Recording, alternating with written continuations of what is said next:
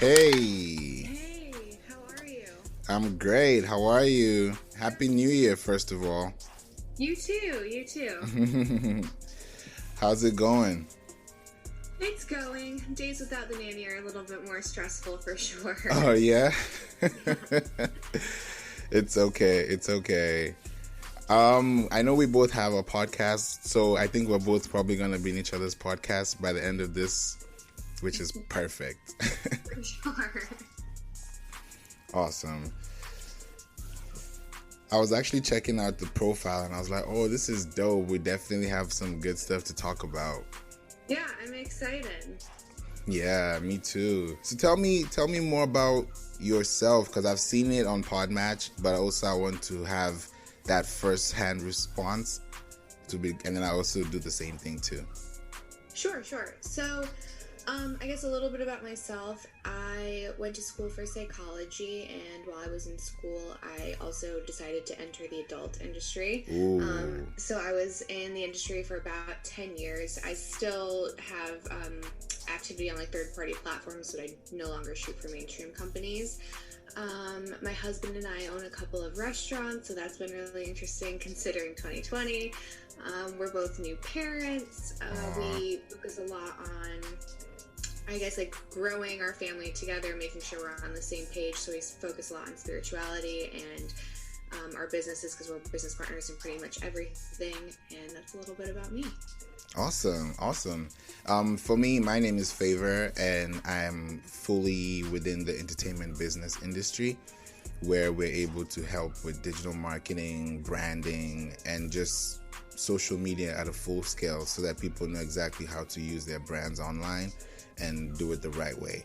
So my focus has been on music for a long time. I'm a drummer, self-taught drummer, and I've also, put myself in a place where I've been able to professionally do that now, into actually creating records and being actually there in the limelight from a business perspective. So all I do now is the entertainment business and, dealing with merch. And I would definitely want to send you out some merch just to say thank you for today as well.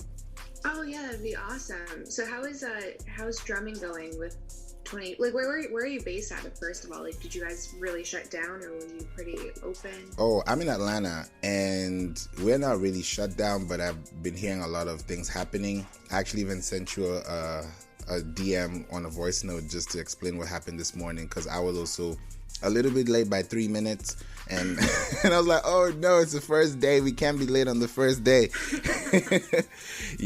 But I definitely took it in. And with drumming, of course, I don't drum in a band or some sort. It's like whatever I learned is what I've been able to apply to whatever I do professionally. So if I'm making beats, if I'm making records, so it doesn't have a big impact on me. But I think the biggest impact was in terms of production, because I also deal with media production. I'm a big editor, so I'm able to really put things into perspective and help people see their vision from the lens. So I did some photography classes back in the day, when you had to like develop negative films and everything. So I did the whole 9 yards. But I think growing now, I'm more specifically within the entertainment industry. Anything that is creative, I'm in. Yeah. So do you find like a big connection between your musical side and then your marketing side? Oh yeah, definitely. I see a lot of resemblance, because music is as hard as marketing.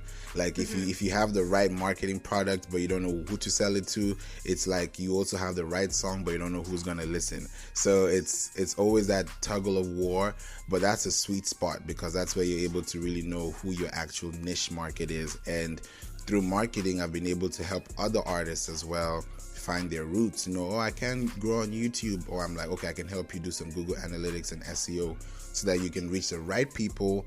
And then when you do blow up, you don't have to think about, oh, I didn't change this tag. So those are the things that we are able to help and, link through. So are you helping people, I guess, find their way with like the new state of the world, I guess, because you used to be able to enjoy live music, and now that's like, depending on where you live, it's very limited. So now as like a new artist, I'm sure there's a lot of other avenues that you traditionally wouldn't take. And I guess some things, like, I don't think they translate the same when you're not in person, right? Like sometimes like when you are in front of someone who can really play or really sing, like you have that emotional connection, and sometimes that doesn't translate over, like, say, TikTok, right? Yeah. So are you helping people navigate that, I guess, that hurdle?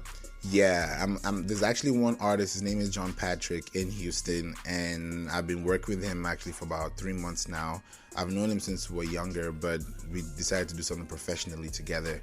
And that was one of his issues, because he was like, I want to go on tour, I want to go around the city, but I can't really do that. So I said, hey, how about you host a party?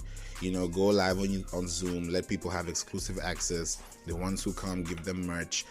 And then I understood things about, because I'm on this platform called Clubhouse. I don't know if you've heard about it or if you're in it, but it's been growing so much. And there was one of the rooms I got into, and one person was talking about using the 1,000 fan theory.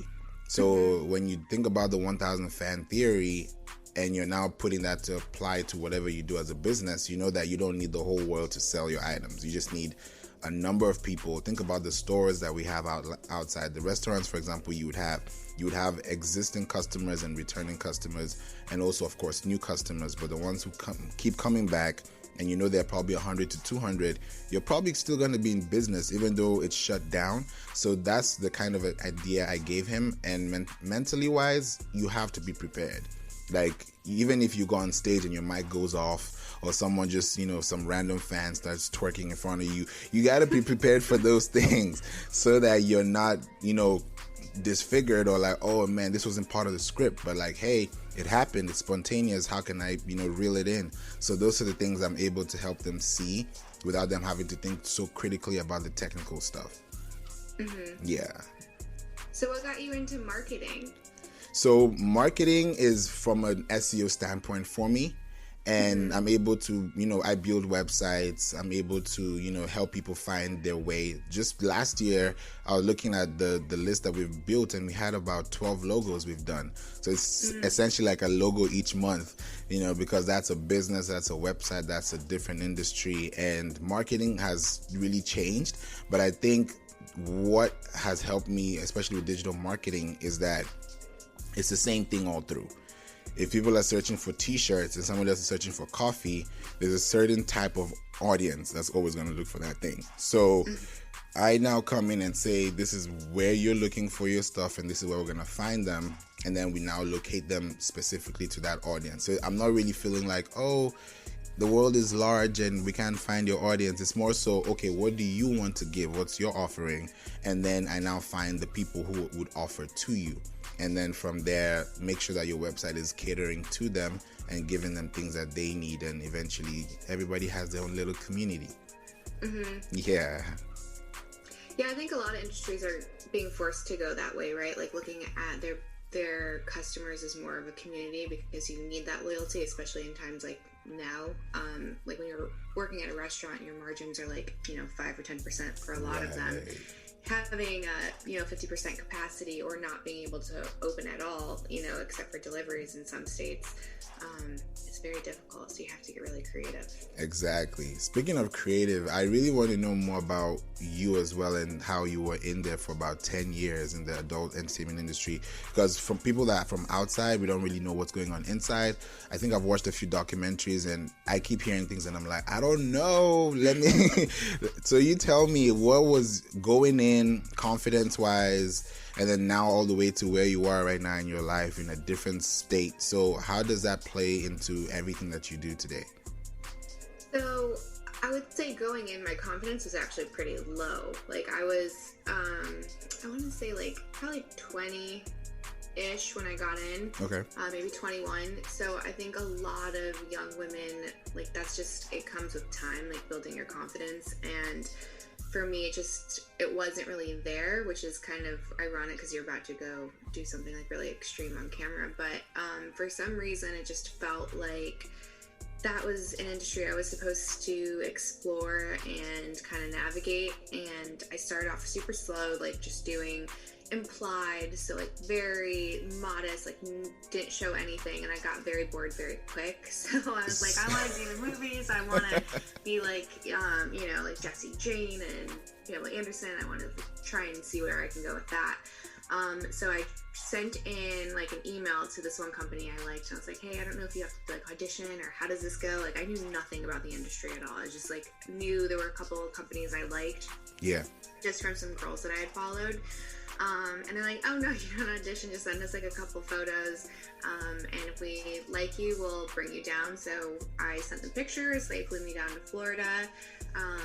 It was terrifying, the first couple scenes. Like, I didn't know what I was doing. There's so many people on set. Like, you didn't think, or at least I didn't think, there's like a camera, like 5 camera guys and lighting and PAs, like all sorts of, like, so it's not just like you and the talent and maybe one person usually. Yeah. Like, there's a big room full of people.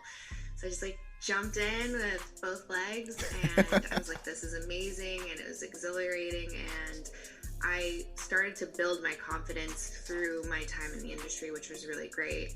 For me, it was overall a really good experience. I know like that's not the case for everybody, but I don't know. I think it was like the path I was supposed to kind of follow. And I know like for some people that's really controversial, but because they're like, what do you mean that's your path? But I just feel like I don't know the weight of it yet, but there was some reason I was supposed to do it. And I got to meet some really amazing people. Just like every other industry, there's like pros and cons, and people get taken advantage of in some scenarios. But I'm a firm believer that, you know, you can't be taken advantage of unless you allow people to do it. You can't be a victim unless you allow, you know, that to happen. So it's all about how you see the situation, and you can either be like the hero or the victim of your story. So just because something shitty happens to you doesn't mean that you have to live there, right? Like, you can overcome that and try to find the good in that situation and what lesson you learned and how you can make a difference for people that you're maybe blazing the trail for. Yeah, it does. So it's more like you were finding yourself, but at the same time you knew that it wasn't going to last long. So it kind of like brought you to a tunnel vision where you're like, okay, I'm only here for some time, so let me actually enjoy my time than thinking too much about why I'm even here in the first place.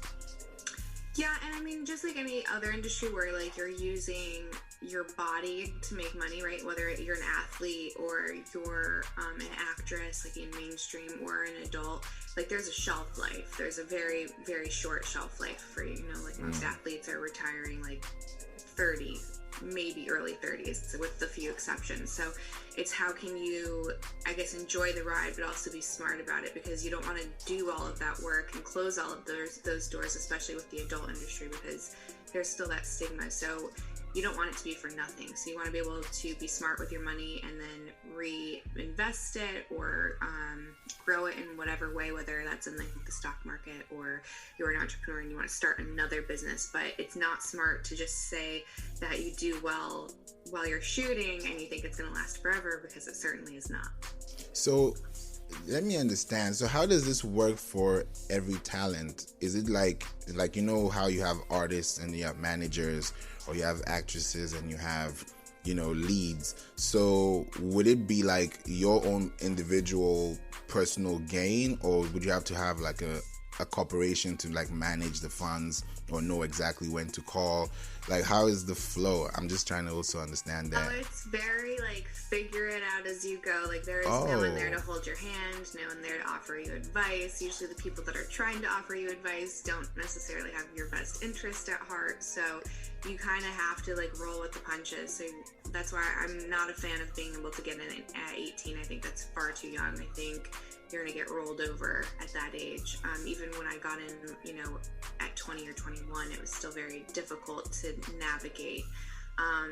A lot of girls, unfortunately, because they're so young and they don't understand taxes and they've never been an independent contractor or like a gig worker, they don't realize you have to, you know, reserve your tax money for the end of the year. They don't know that, they just assume that that's all profit. So at the end of the year, the tax man's like, okay, you owe us, you know, 30%, 28%, here's your bill. And they're like, what do you mean? I don't have that anymore. So they end up actually going into debt when they get into the industry, which is a really shitty thing. You're constantly chasing your tail at that point, like trying to play catch up. Wow. So most people don't see this. They only think about the fun side. They don't think about the legal side or the admin side. Aspect. Yeah. Wow. So for you, was that something you had to go through to understand better, or you already knew how it was going to be when you found your safe landing? I kind of already knew how taxes worked. Okay. I've been working from a long time. My mom's always been a business owner, so I've worked since I was 10 for her, and then for other companies as well. My first job, I want to say, was around 10 years old for her, and I don't know, she just always taught me the ins and outs, so I just knew that wasn't all of my money, and I knew, you have to start an LLC and blah, blah, blah, all these stupid little things that some of these people in the industry are wait, what's that? So I was fortunate that I knew a little bit going in, and then also my husband's a finance major, so he helped me a lot with growing the money that you're making. That way you're not this is glorious, it's gonna last forever. No, it's not. Let's be smart with this. Let's put this somewhere else. So I was really fortunate, but that's not the case for a lot of people. And then you have your agents that are in the industry, but they don't really help. A lot of them just, they take their cut, which doesn't even make sense, but they take their cut, they take their booking fee, and then they send you along your way. So they don't set you up with a really good accountant, or talk to you about, the very harsh reality that this might only last a year, this might only last 2 years. There's no way to know. Wow. Mm-hmm. That's deep. So that means for you, was it you knew where you wanted it to go after it was done, or it was pretty much based on whoever was shooting that knows what's on the signature? What do you mean? In terms of publication, distribution, royalties, if that's a thing, no. Definitely not. I wish it was. Right? No. So you get to pick what companies you work for typically. Some people might feel they don't have a choice, because a lot of agents do kind of push you. They're well, work is work, so you need to take whatever job you want. But I've always been really selective as to who I would shoot with, what companies I would shoot with. So I had a bit of a reputation for being difficult, but I think it's important that you control your brand, because if you just let anyone portray you however they want, then you're going to either lose fans, or you're not going to have a sustainable brand once you're done shooting. I've been fortunate to say that I've never shot anything that I regret or I'm embarrassed of. I've always said no, I'm not doing that, or I'm not working for that company. So I've always been ahead of it. If I saw trouble coming for some reasons, which is why I didn't do maybe certain scenes in my career. So yeah, the problem is too, because there's no royalties, once they take those photos, and once they take that video, they can repurpose it, clip it, edit it however they want, and distribute it however they want, and you never get additional pay for that. So you have to be super, super careful, because they could take one photo and edit it in such a way and then market you as something else, or as a scene that you're not really comfortable with, and they're sending it off to Singapore, and you'll never know the difference, right? Wow. Yeah, they're getting paid 10 times over on the exact same content. So yeah, it's really important to be specific as to who you're working with, know their reputation, because you don't really know what's going to happen with the content afterwards. Okay. And did this happen for you before you met him, or this was in the process and then you both got in and then got out? How was that? What's the transition? That's the word I'm looking for. So I was dating him as I was just getting in the industry. He's not in the industry. He never has been. So he was just my little cheerleader on the sidelines. But yeah, so he was there for the entire evolution of my career. And there was definitely struggles, right? Because it's a very unique situation, especially when you're in a romantic relationship with someone and navigating that. But yeah, I think it made a relationship stronger, and I'm so grateful that I had someone there to keep me grounded throughout the whole experience. Wow. So that means there was really nothing the word jealousy or thought process oh, this could be it. When you're open to such a thing, it's it's better for them to process than it is for them to criticize or look at it from a different angle from someone who is not even in it at all. So he's a really weird, so he is the most open-minded person I have ever met. I've never met someone who doesn't judge anything, anyone, anything. Like, he is so open-minded, and like there could be a situation where I'm like, oh my gosh, can you believe blah blah blah blah blah, and then he'll see like the complete other side. Like, he has such compassion for everything and such empathy for everything. So it's like almost like the ego is taken out of the equation. And it's not to say we didn't deal with jealousy, like that still was like a hurdle throughout the relationship, but the way that he saw it was different and like unique to anyone else that I've talked to. He just was like, I don't want to get in the way of like her destiny or experience or her fate. Like, I don't want to influence that. So whatever is supposed to happen for her, I don't want to be an obstacle in that way. I want to support her. And because he looked at it that way, like something as silly as jealousy didn't matter. Yeah, like it just, there was something more powerful than like a temporary jealousy that he was feeling, because he knew like it's just work, it's just a scene, like I am not into that person, I'm not dating that person. So he was really able to have like checks and balances in that way. Okay. That's a good one to put. Then that it makes sense, because now you're able to really explore even with the person you're with and be more open, because I feel like there's some relationships that are not as open, and they feel so clouded that, oh, I can't bring a third party in, or I can't make it kinky. So it's like when you don't think about those things and now it actually happens naturally, then it becomes more like fair play. Yeah, I think so too. And the thing with jealousy is it shows up in every single relationship. I don't know a couple that's never dealt with it, right? And it's how important is that to you, and then where is that coming from, and how much of that is ego and how much of that is healthy jealousy, because like there's still healthy jealousy in any relationship. But you know, if you can't go out with just the boys because your girlfriend or wife is going to text you and call you the whole night and track you on her phone, and even if you're not doing anything, like she's just so insecure in her own skin that there's no trust. So for me, if there's no trust in a relationship, you don't have a relationship. So it's whether or not you're doing anything, it doesn't matter, right? Like, it didn't matter that I was having sex with other people on camera. Like, that didn't matter. Like, that feeling is the same. So I've seen it in crazy ways with regular people in traditional relationships that were just toxic. And you have to understand, like, you're not going to be happy if you let that emotion overrun your life. And whether or not, again, the person is doing it, even if someone's cheating, right? Like, let's say they actually are cheating, they're betraying the rules of your relationship, and that emotion is taking hold of you and you're acting out in these really ugly ways. Why are you in that relationship? Yeah. Right?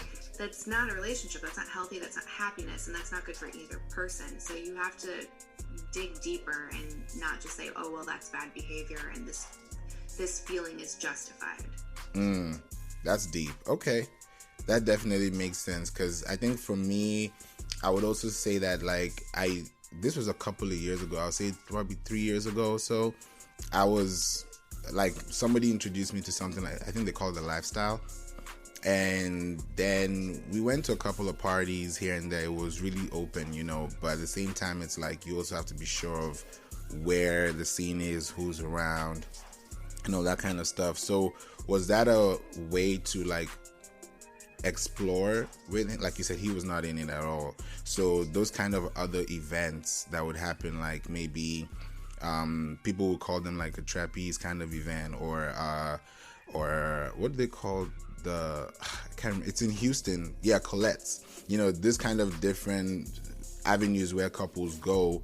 You know, is it different from what was, you know, you're used to before, or this is like completely different from what it is right now? So do you mean, like, are those like sex clubs or something? Yeah, they kind of call it, I don't know what they call, that's why I didn't know what to call it, but they're different types, but those are different places people go, even though they're not in it, but they can just go and explore and have fun. So was that an area that was of interest, or that was not even part of the question? No, we're like talking like normal. Okay. Like, we don't deviate too far when it comes to that. I don't know. For me, it was mostly work. Like, there were some times where I was like, oh my gosh, this is like amazing sex. You can't deny that. But yeah, it was a business for me. And like, I wasn't like going in to like feed this appetite that I had. Like, that wasn't, it was more like a curiosity. but I always looked at it like a business. It was never like a lifestyle. Okay. We're in bed by 9 o'clock. Like, we're just like very boring people in like our day-to-day life. So yeah, I would be so freaked out to do like one of those clubs, or even like I would be like, ooh, what's happening? little, sneaky in the corner. It'd be weird for me. But yeah, I don't judge that. I had friends that do that. Like, they go to those clubs and they have a great time, and they go with like their husband and their wife, and that's their thing. But for me, like, even when I was in the industry, like, I never had a one night stand. I never just like met someone and hooked up with them. So like, that's like outside my comfort zone. For me, like, knowing that person was like a professional, you were both there to do like a scripted scene, made it easier for me.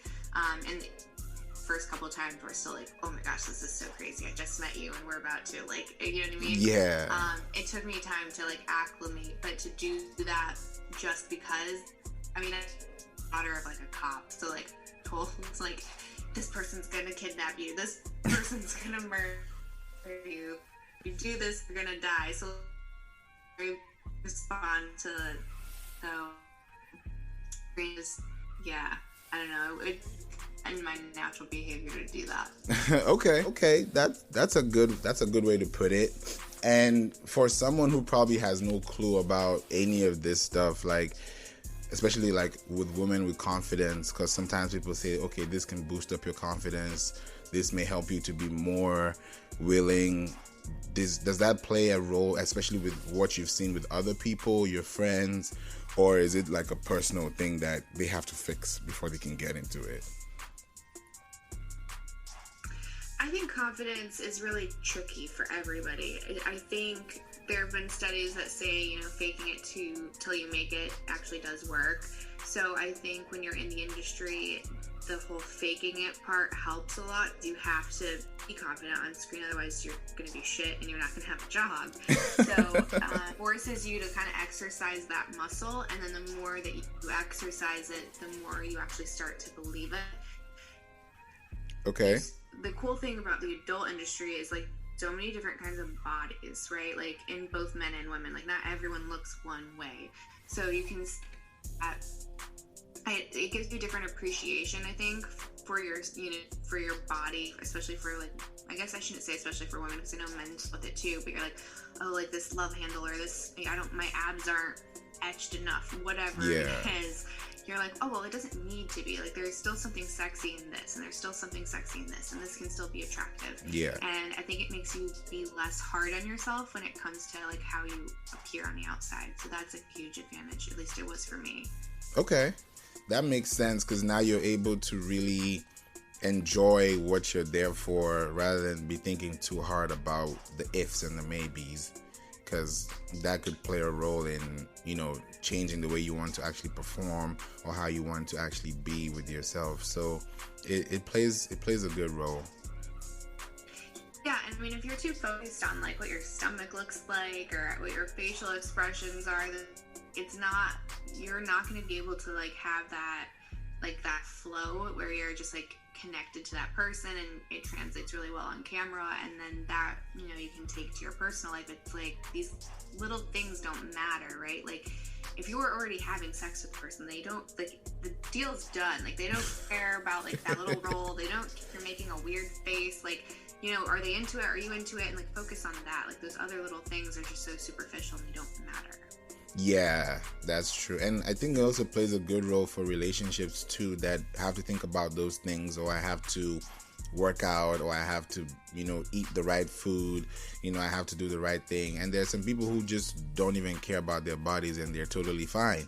So it's really a point of choice that you have to make. And then, like you said, it's not everybody. You have to know who that person is, and so that it's more enjoyable, because you have that mindset that you're at peace, without having to think about all the crazy stuff that, oh, this person was here yesterday, oh, okay, not tomorrow, so it's a lot of like friction, which can be dissolved through, processing thoughts that, help you become better. Yeah, I think it comes down to like being grateful for your body too, right? So it's like, I guess like appreciating the flaws, but that's not to say like go eat until you become obese and you start to sacrifice your health, right? Like it's also not good, but not be overly critical about the little things, right? And I think we're all attracted to health, and we're all attracted to people that have like a growth mindset and that want to constantly improve, and those show up in all aspects of your life. Like someone who's constantly trying to grow and better themselves isn't gonna, I guess, like allow themselves to get crazed and healthy. But we have like this idea of beauty that it has to be completely airbrushed and flawless. It's not realistic. Like all of my photos that have been all touched up, right? Like I don't even look like me on DVD covers. Okay. But that's not to say that if I gain 50 pounds, that's also okay. At least not for me. I respect my body, and I want this to take me to be old or 110 years old or whatever it is, and I have to make sure that I take care of it now, so it's me to where I need to be when I'm old. I like to be able to play with my grandkids and all of that stuff. So right. It's taking like the superficial aspect out, but also being like you still have to respect and keep healthy. Okay. Yeah, exactly. And those are things that you can't live without, because you need to know how your body reacts to certain things and how you're able to play the roles, without, thinking too hard. And speaking of roles, you mentioned something that caught my attention when you said scripted. And I'm like, how scripted is scripted?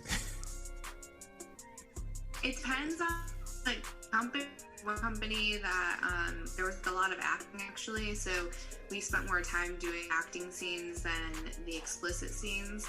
And then I worked for other companies where there's no acting, but they are like, okay, you have to do this position for this long and then go to this position for this long, and they had the entire thing mapped out, and I hated those days. Like, what? That's just not real, and people are gonna know that this is real, not real, and I'm gonna be ahead trying to figure out what I'm supposed to do next instead of like being connected in that theme. Yeah. But yeah, it depends on the person. Some people are just very, very like anal, and they just don't want any questions, and they just want to be predictable, and it's exactly how they see it happening on camera. Those always kind of sucked.